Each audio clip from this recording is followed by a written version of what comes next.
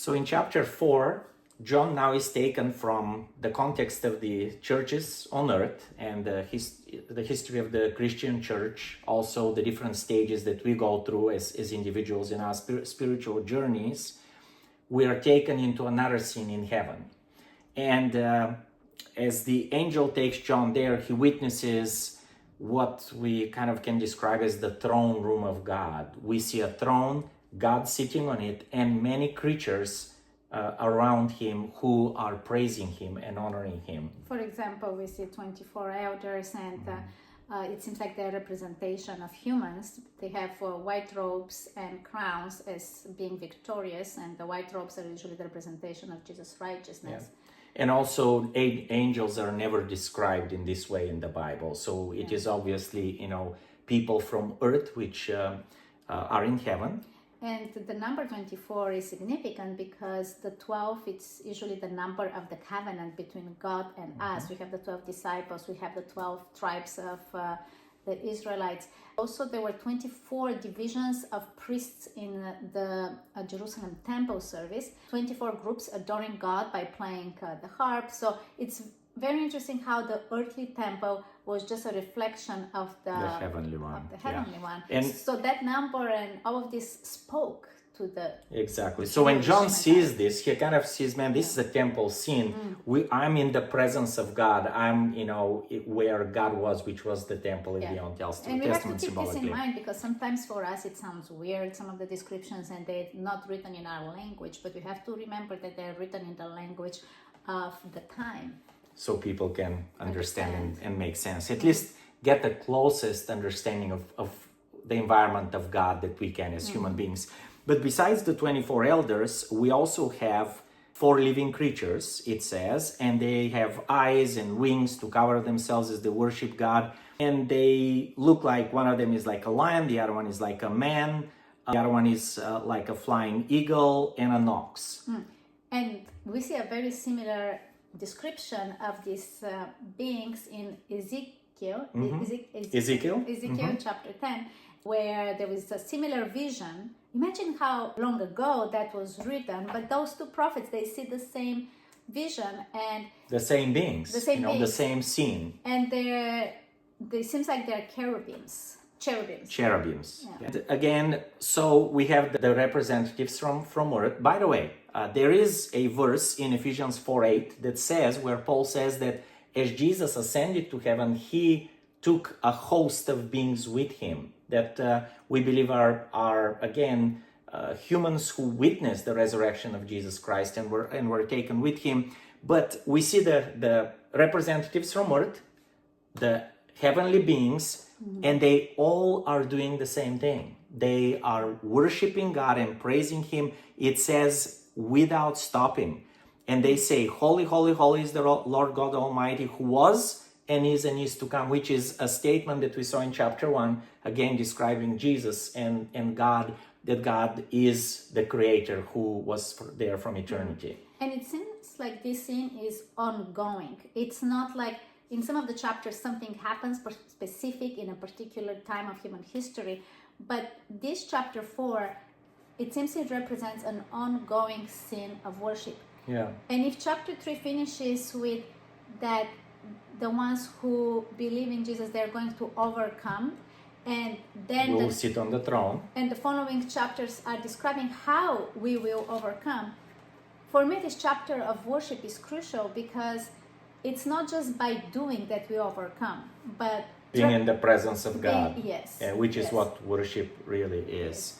And the other important part that I believe we find here, and from here on actually in the book of Revelation, is that worship plays a major role in the events that happen from the time Jesus ascended until he returns. During these last days of earth events and crisis, who we worship, in other words, who we honor, and who do we really let be our authority is absolutely crucial, and we'll see that in the upcoming chapters. Yes.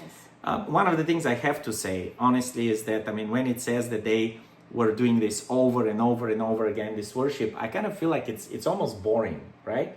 I mean, you sit there and you say, "Holy, holy, holy is the Lord God Almighty," and then you do it again and over again.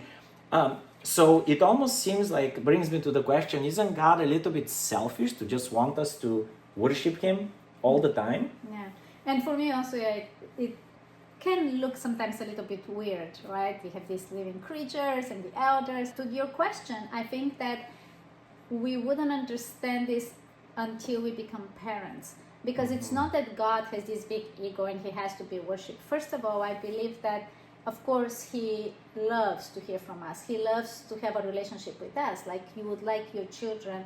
Yeah, just like we love our kids when they call us, and when they don't, we're like, "Hey, did you forget about us?" Because we're created to be in a relationship with Him. Right. So God longs for that relationship. Yeah. The whole idea here of the worship and this repetition is not to say, "Oh, well, God just needs to be always told, oh, you're holy, you're holy, you're holy," like, to rub His ego. No. This is it's described in a way where the creatures, the creation wants to be in constant presence of God, in a relationship with Him. And this is really what our lives, the Bible challenges us to be like, spending time with God, connecting with Him every day. And I love how the chapter finishes here, where they say, "Hey, you are worthy, glory and honor and power be to you and your name," just because, again, God deserves that honor, respect, but He also deserves our time. Yeah. And it does, of course. It's necessary for God, but I believe that it does also something for me. It's only when I worship and I surrender myself and think beyond myself, but focus on God and outside of me, I believe it does something for us. It elevates us beyond our situation and helps us focus on our source of strength, rather than within. So, is this really what this term worship is? How have you experienced that worship, and what does it really mean to you? Yeah, I think that to experience and understand worship, you have to kind of have met God, because the moment when you have met God and His reality in your life, it seems like it's a natural response of the heart to want to worship Him and just to express your thankfulness to Him. So in my life, I have worshipped from a sincere heart in those situations, but also in other situations when I actually need Him. I want Him in my life. So worship, it almost seems like it's these moments that we have to have all the time when we come in God's presence, where somehow we see a part of Him that we can describe it. It's an experience. It's not just an action, right? Yeah. And in that interaction, we thank Him, just like the 24 elders, for giving them the white robes, for covering them, for saving them, giving them the chance to be there, which, well, as we will see, the following chapters talk about. But it also, we thank God for what He has done for us, but we also show the awe that we have for God, how much He means to us, that without Him we just cannot survive. So worship encompasses all these things, and it's something that we need to keep going back to every day. And for somebody looking from the side, it can seem like not very clear and not very understandable. It has to be experienced. Exactly. Yeah. All right. So then we move into the next chapter. So in that same throne room, just as we saw this amazing kind of celebratory atmosphere, we get to a crisis moment. Because now what happens is there is a scroll that is by God, by His right hand, either holding it or on the throne, and it has 7 seals. And in the Old Testament, in the Bible, usually a scroll is a symbol of a covenant, of a contract. And the only people who can open the seals of that contract, and the tradition was that there'll be like a wax spot, and with a special type of either a ring or a stamp that will be placed on that. And the only people who can open that covenant, that contract, that agreement are people who participate in it. Yeah, but also reminds me of the coronation of kings. Yes.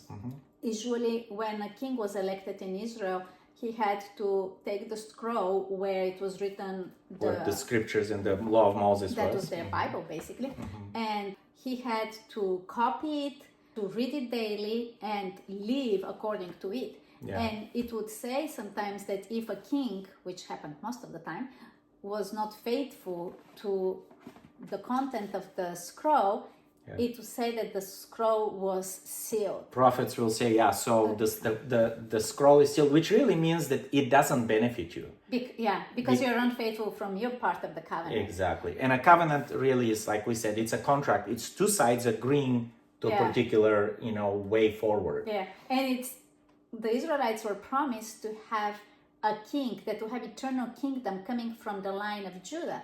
So this coronation of Jesus, it's with the scroll given to him. Kind of reminds them of that prophecy for the king that they all expected, which they thought is like David and Solomon. And throughout history, they expected that each one of these kings is the promised Messiah, as the Bible calls it, the chosen one. But it really was referring to the coming of Jesus, from what we know from the Bible. And what's interesting now as this scene develops is that John hears the voice. Well, no one is able to open the scroll, and he's almost like, he's sad because he wants to see what is written in it.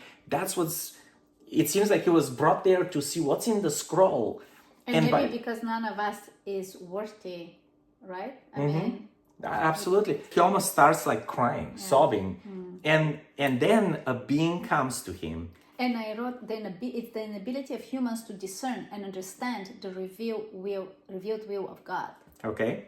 By the way, it says that a mighty angel comes to him and says, hey, don't cry. But that angel can't open the scroll either.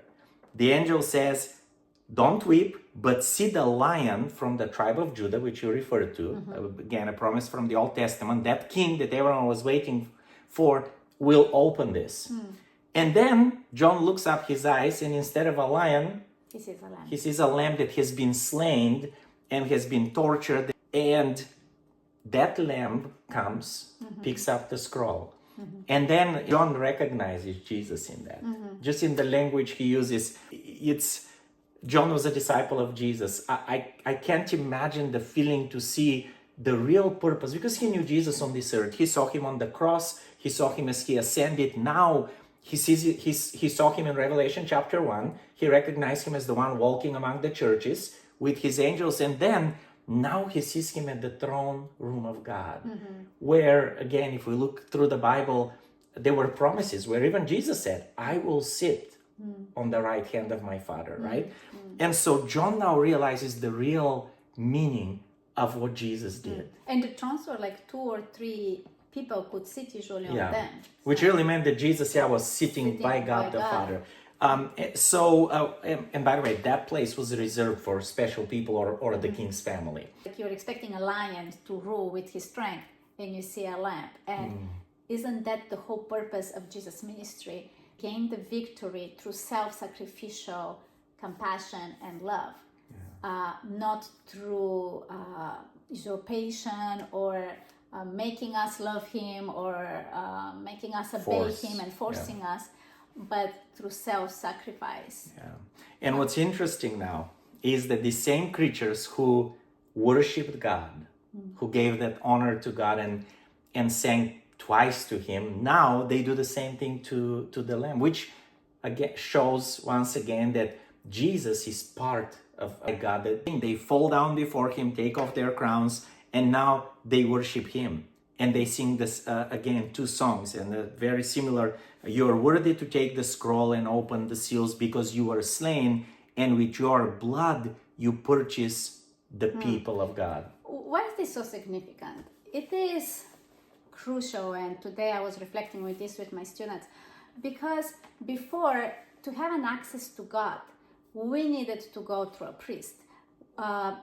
There was a tabernacle where God's presence was. And in this tabernacle, God's presence, the most holy place, was only allowed to be entered by one, the high priest, one of the priests. And the people that were not Jewish, they could only be in the outer court. They couldn't even get closer to the presence of God.